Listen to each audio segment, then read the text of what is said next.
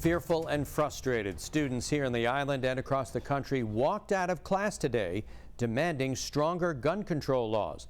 News 12's Krista McNally was at one of those walkouts in Port Washington.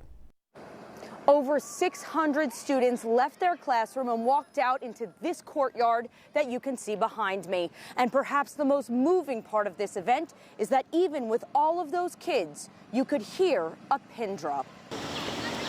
It kind of shows how tragic it is for everybody, even the people who don't live in Texas.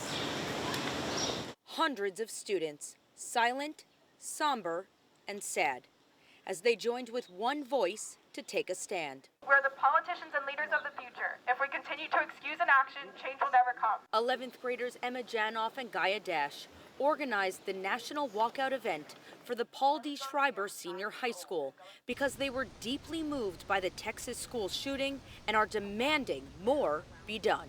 How can this keep happening? We have to do something else. This can't just be another thoughts and prayers situation. Northport East Northport School District was another Long Island school where the students took action by stepping out at noon to demand the government do more about gun violence. Many say while they can't vote quite yet, making their voices heard is so important.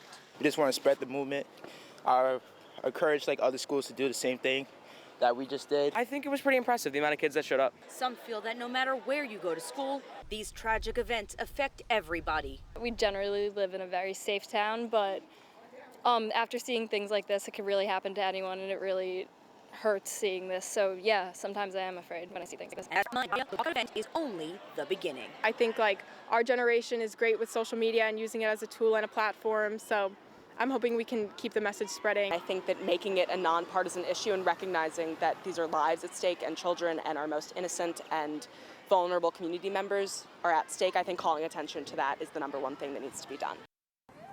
The girls say they not only got support from the students, but also the staff. And that is illustrated in the sign that you can see behind me. The future is in our hands. For now, we're in Port Washington. Krista McNally, News 12 Long Island.